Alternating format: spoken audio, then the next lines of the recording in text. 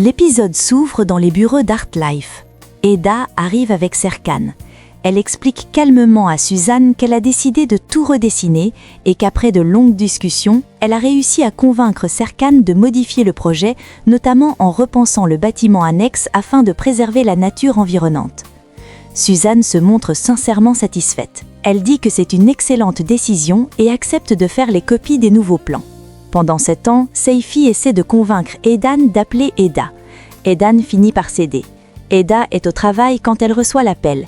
Edan lui demande si elle est libre pour passer la voir ce soir et prendre un café.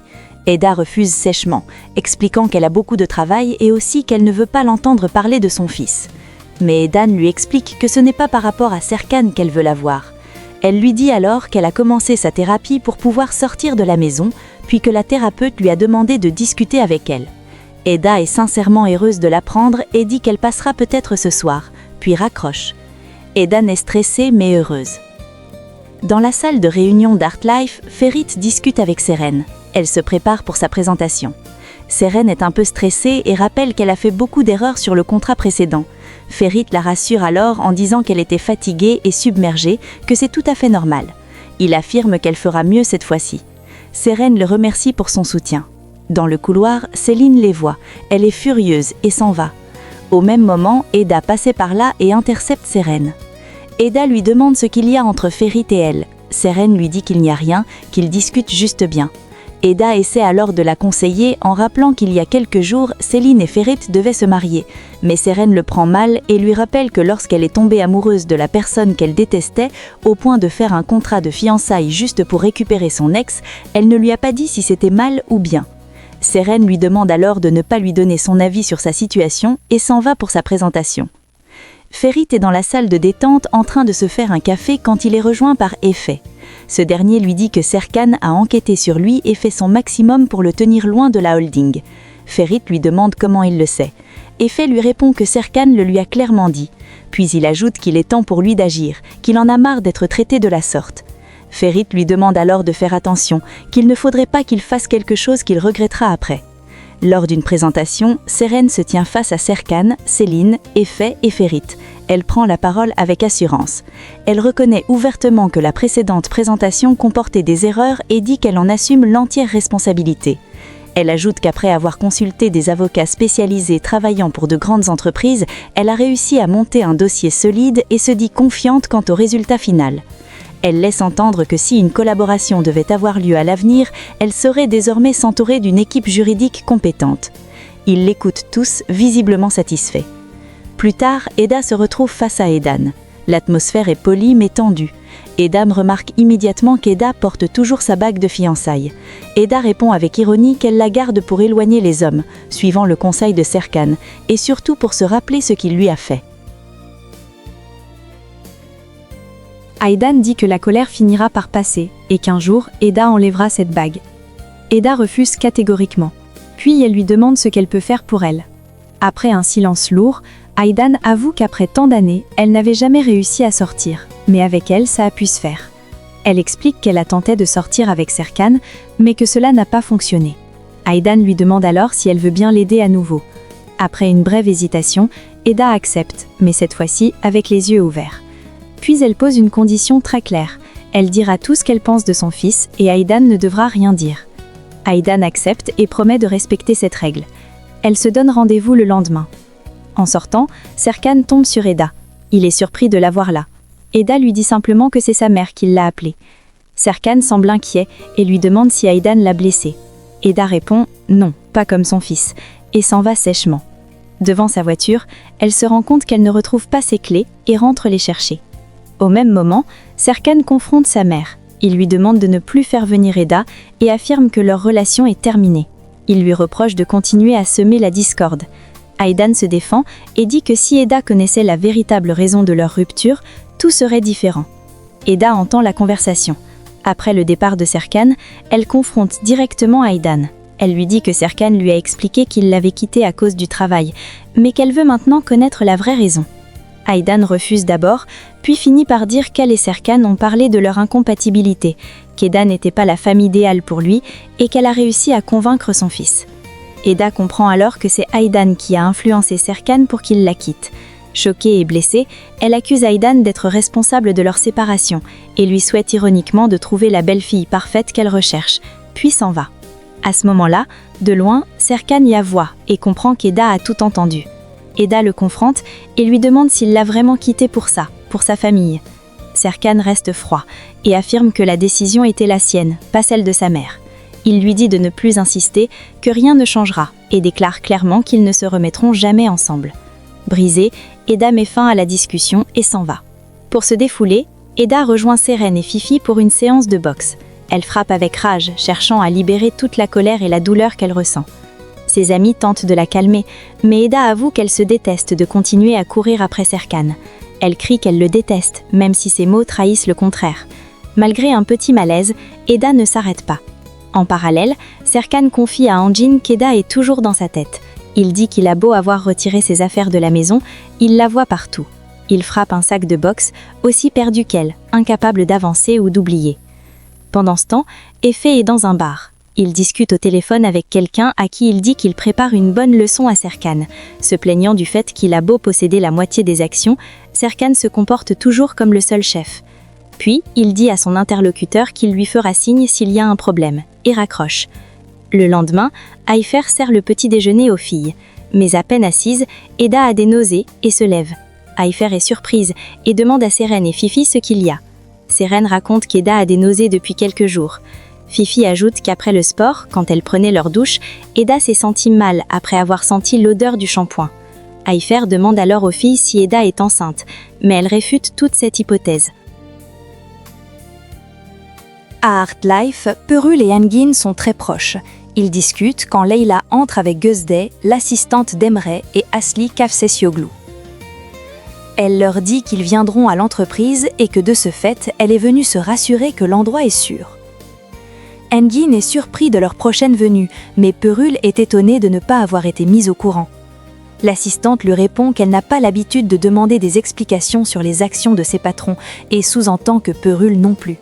Mais Perul lui dit que si, car elle fait partie des patrons. Leur échange est électrique. Pour calmer le jeu, Leila propose une tasse de café à l'assistante, mais elle décline, disant ne boire que du thé vert, et elles s'en vont. En partant, elle regarde longuement Engin. Perul le remarque et l'interroge à ce propos. Pendant ce temps, Eda est devant Heartlife. Elle essaie de démarrer sa voiture, mais n'y arrive pas. Au même moment, Serkan arrive. Il se moque doucement du fait que sa voiture ne fonctionne jamais bien, puis ils entrent dans l'entreprise. Efe les intercepte.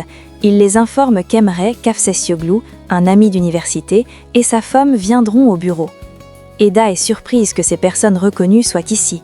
Il explique qu'ils veulent rénover la maison avec un magnifique jardin offert par leurs parents. Il dit à Eda qu'elle va adorer ce jardin et l'informe qu'il l'introduira au projet. Puis, il dit à Serkan que ces derniers ont entendu parler de son partenaire, le grand architecte Serkan Bolat, et souhaitent également le rencontrer, ajoutant qu'ils ont beaucoup d'idées pour leurs différents projets ici. Serkan n'y trouve pas d'inconvénient et s'en va. Leila et Erdem observent Gözde et Efe. Erdem dit qu'il sait lire le langage du corps et affirme qu'il y a un truc entre eux.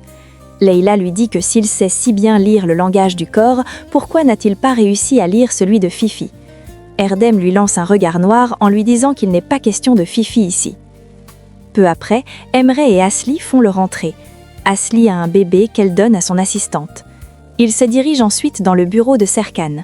Lors de la présentation, Asli dit que son bébé s'appelle également Serkan.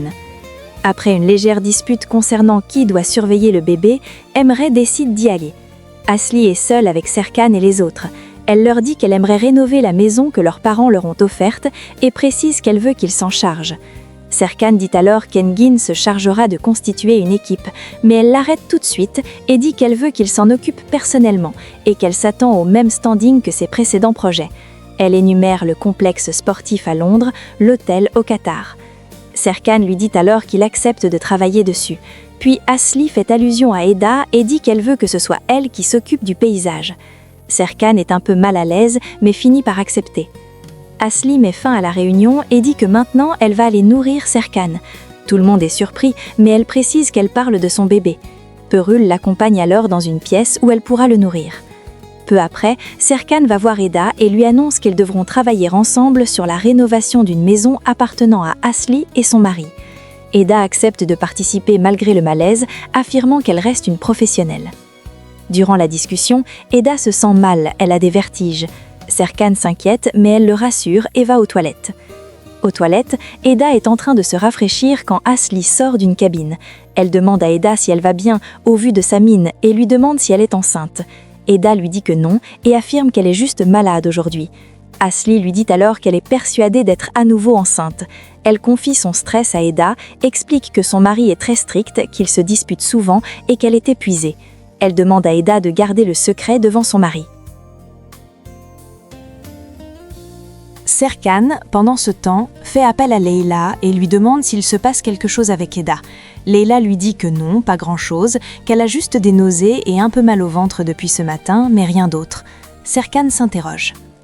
De son côté, Aydan tente de sortir de la maison avec Seyfi, mais elle n'y arrive pas.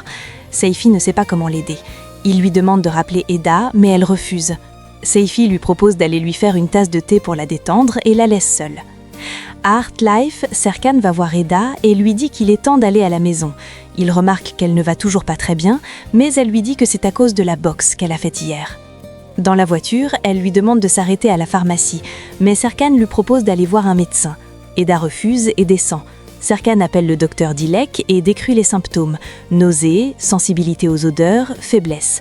La médecin évoque la possibilité d'une grossesse, mais Serkan écarte immédiatement cette idée. Quand elle revient, Serkan lui demande quel type de médicament elle a pris, mais Eda lui dit que ce ne sont pas ses affaires, ajoutant qu'il veut toujours la contrôler. Elle refuse de lui dire et précise qu'il n'y a rien, que ce sont de simples médicaments. À la maison, Emre et Asli se disputent encore sur le fait de nourrir ou non le bébé, de l'habiller chaudement ou pas. Gamze, la nounou, décide de l'amener dormir à l'intérieur.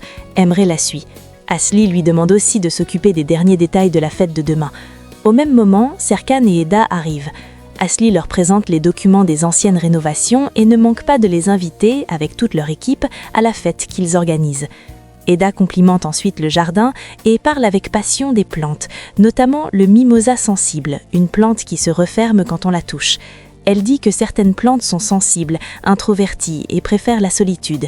Serkan l'écoute attentivement et comprend que cette description lui ressemble beaucoup. À l'intérieur de la maison, Asli est dépassée par les pleurs du bébé. Le couple panique et doute de ses capacités parentales. Eda et Serkan observent la scène. Finalement, Eda prend le bébé dans ses bras, lui parle doucement, le rassure et parvient à le calmer. Le bébé s'apaise immédiatement. À Heartlife, Ferit intercepte Céline. Cette dernière est au téléphone avec la vétérinaire qui lui dit que son chien, Shirkin, est rétabli et qu'elle peut le ramener à la maison. Céline est heureuse, raccroche et annonce la nouvelle à Ferit. Il est content et dit qu'il comptait passer le récupérer. Mais Céline dit qu'il en est hors de question, Shirkin reste avec elle. Ferit lui rappelle que c'était son idée d'avoir un chien de plus et qu'il sait mieux s'en occuper qu'elle. Puis il ajoute que s'il s'agit d'un moyen pour elle de se venger de lui, elle n'y parviendra pas.